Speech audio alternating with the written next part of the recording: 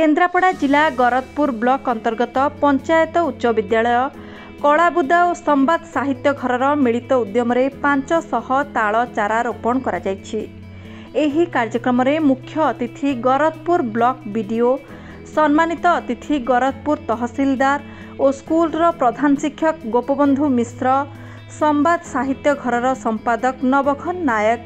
समाजसेवी केदारनाथ सामंतराय, नरोत्तम परिड़ा, अवसर प्राप्त प्राध्यापक निरोध कुमार दास, शैलेन्द्र महांती प्रमुख उपस्थित रही ताल गछ लगाइबार कारण संपर्क में आलोचना करथिले। ताल गछ लगाइबा द्वारा घड़घड़ी जनित दुर्घटनारू रक्षा मिलिबो बोली अतिथि माने मत व्यक्त करथिले। केन्द्रापड़ारू जिला प्रतिनिधि आशुतोष शरण सिंह सह गरदपुर सतीकांत नायकंक रिपोर्ट आम न्यूज।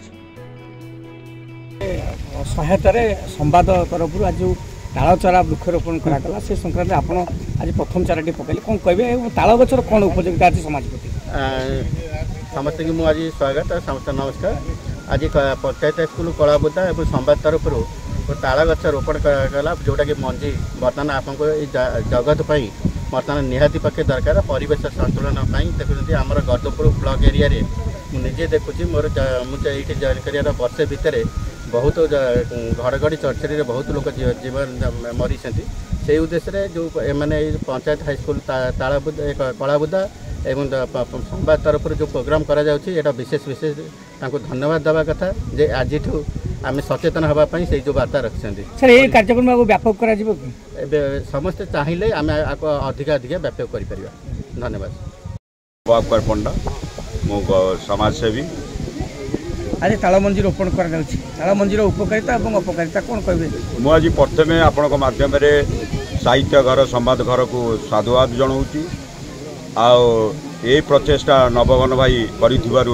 अशेष अशेष धन्यवाद दूँ। कलाबुदा पंचायत इको क्लब स्तर हाईस्कूल तरफ आज जो प्रयास करा जाइछि जो अवेयरनेस करा जाइछि सचेतनता सृष्टि करा जाइछि से मानकु समस्त को मुझे धन्यवाद दूँ। कारण गोटे बर्तमान पहाड़ खाए हजिगला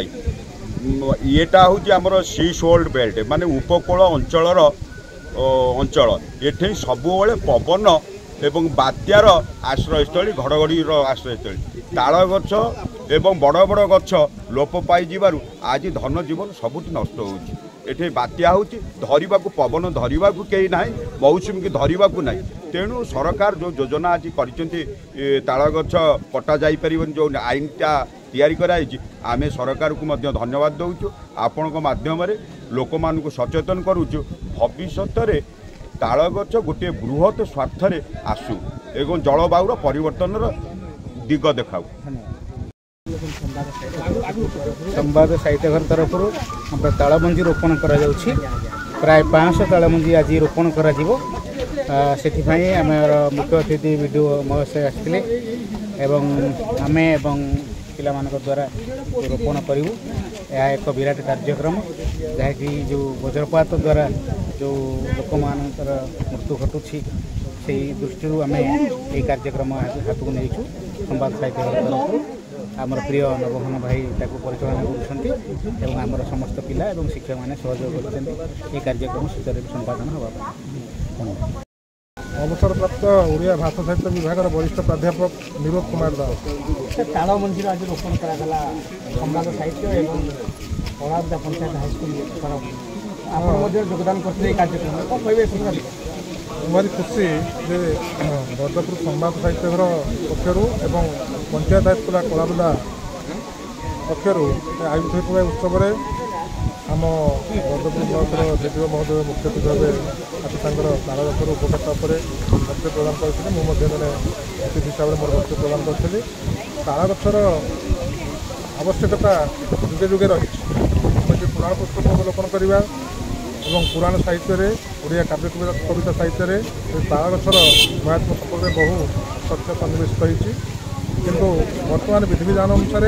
ताल गछर सामाजिक विधि व्यवस्था जो उपकार विशेषकर वज्रपात ताल गछ केमती ये जनसमूह को प्राणी मान को रक्षा करे तार बहुल चारा रोपण करने बर्तमान आम निहाती आवश्यकता पड़ुची एवं जोपाई ताल मंदिर उपकारिता विषय समाज विज्ञानी मैंने जनसचेतनता कार्यक्रम मध्यम यार रोपण विषय अनेक नुआ नुआ कथा समाज को चेतई दौरान ताल मंदिर रोपण कर निश्चय अवेयरनेस ना कौन कार्यक्रम सफल हो पार ना किंतु ताल गछर महात्म्य और ताल गछर उपकारिता आप तो अनेक कथा अच्छी किंतु आपको अवेयरनेस माध्यम व्यापक करा उचित कारण ताल गछर उपकारिता एते जहाँकि अवंदनीय तो आज ताल गछ नथिबार आज अनेक लोक वज्रपात शिकार होती अनेक धनजीवन नष्ट होती तेणु ताल गछर निहाती आवश्यक एवं अवेयरनेस निहाती आवश्यक।